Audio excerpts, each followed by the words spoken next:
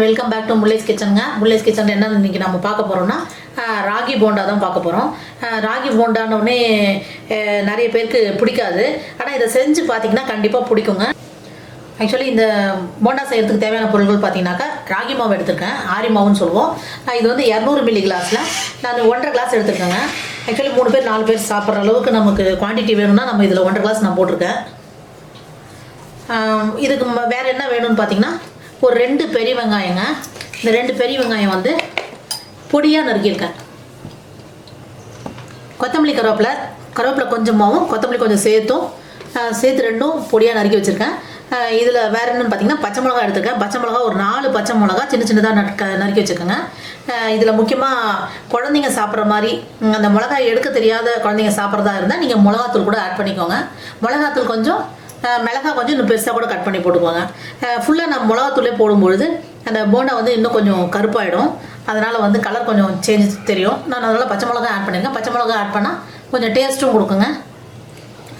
ராகி மாவுக்கு உண்டானது கொஞ்சம் இந்த ரஃப்னஸ் இருக்கும் எப்பயுமே.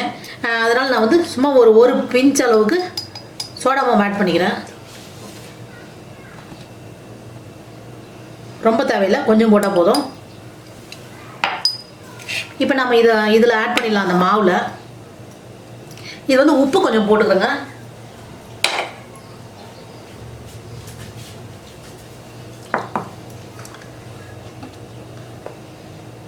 இந்த மாவு வெங்காயத்துக்கெல்லாம் சேர்த்து கொஞ்சம் நான் உப்பு போட்டுறேன். நம்ம வேணும்னா பார்த்துட்டு கூட போட்டுக்கலாங்க. இந்த மிளகா வெங்காயமெல்லாம் சேர்த்துடலாம்.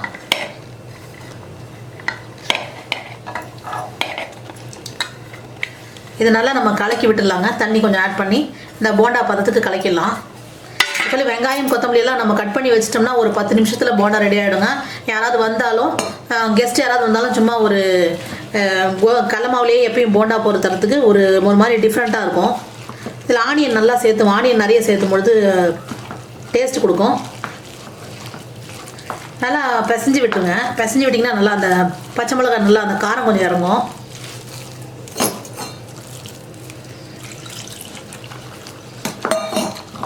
கரண்டியில் கலக்கிறத விட நல்லா கையில் கலக்கி விட்டுட்டிங்கனாக்கா நல்லா கட்டி இல்லாமல் கரைஞ்சிருங்க.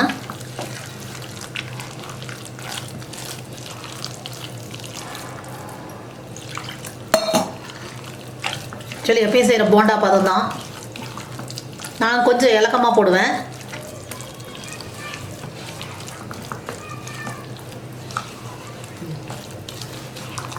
மாவு ரெடி ஆகிடுச்சுங்க. அவ்வளோதான், நம்ம போண்டா போட வேண்டியது தான்.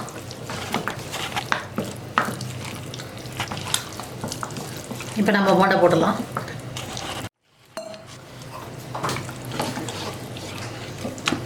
ரொம்ப கெட்டியாகவும் வேணாங்க, கொஞ்சம் கரெக்டாக இருக்கட்டும். இப்போ தான் நமக்கு அந்த போண்டா கொஞ்சம் சாஃப்டாக கிடைக்கும். இது வந்து நம்ம இந்த போண்டா கொடுக்கும்பொழுது கொஞ்சம் சத்தானதும் கூட ராகி மாவு.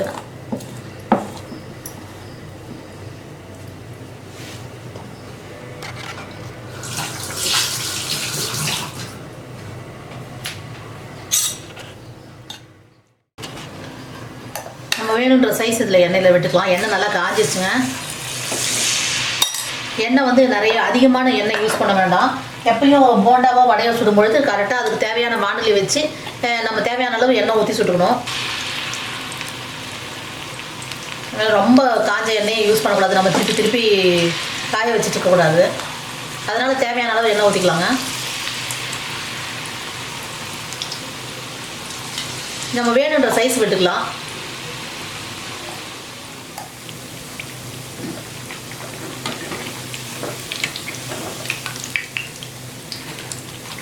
சூடாக சாப்பிட்றதுக்கு இந்த போண்டா ரொம்ப நல்லா இருக்குங்க.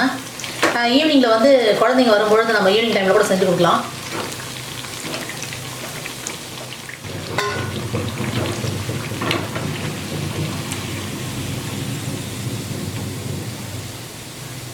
ஆக்சுவலி போண்டா பார்த்தீங்கன்னா ராகி மாவு கலர் பார்த்தாவே குழந்தைங்க வந்து ராகி மாவு லைக் பண்ணாதுங்க.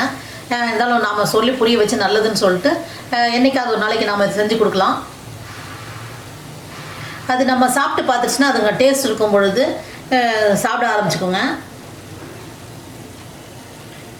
முடிஞ்ச கொஞ்சம் சூடாக இருக்கும் பொழுது கொடுங்க.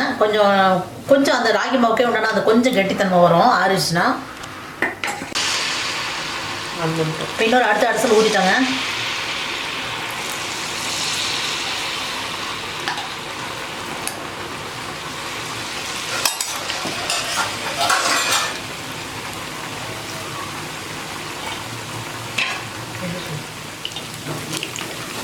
நான் ஒரு 2 போண்டா போட்டுட்டு காரம் உப்பு காரம் கரெக்டாக பார்த்துட்டு கூட இது பண்ணிக்கலாங்க.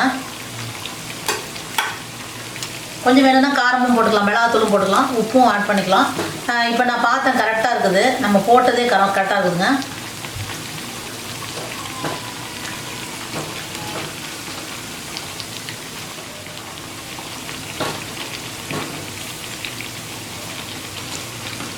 நல்லா அந்த வேகாத பக்கம் பார்த்து நல்லா திருப்பி விட்டுக்கோங்க.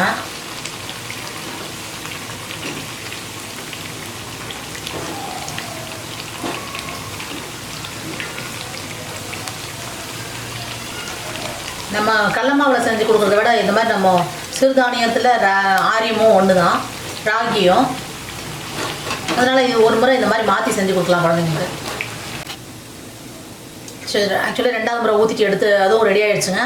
இப்போ இது பார்த்தீங்கன்னா கொஞ்சம் சாச்சி ஜல்லிக்கண்ணி சாச்சி பிடிக்கும் பொழுது அதில் எண்ணெய் இருந்தால் கூட இறங்கிடும். இந்த நம்ம இந்த போண்டெல்லாம் எடுத்துடலாம்.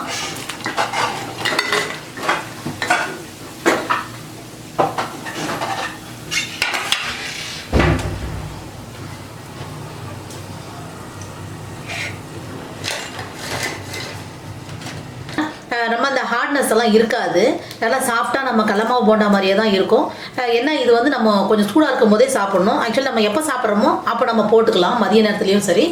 ஈவினிங் வந்து குழந்தைங்க வர்றப்போ போட்டு கொடுத்தாலோ இல்லை ஆஃபீஸ்லேருந்து நம்ம வீட்டில் ஹஸ்பண்ட் நம்ம வரும்பொழுதும் இது சூடாக செஞ்சு கொடுத்தா ரொம்ப விரும்பி சாப்பிடுவாங்க.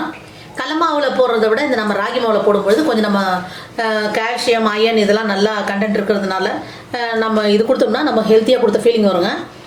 நமக்கு ஒரு ஃபுல்ஃபில் கிடைக்கும். இப்போ இந்த ஆரி மாவு போண்டா இப்போ பார்த்தீங்கன்னா எவ்வளோ சாஃப்டாக இருக்குன்னு உங்களுக்கு பார்த்தாவே தெரியும். நல்ல சாஃப்ட்னஸ் இருக்குங்க. இந்த வீடியோ பிடிச்சிருந்தா லைக் பண்ணுங்கள், ஷேர் பண்ணுங்கள், மறக்காமல் சப்ஸ்கிரைப் பண்ணுங்கள். தேங்க்ஸ் ஃபார் வாட்சிங். பாய்.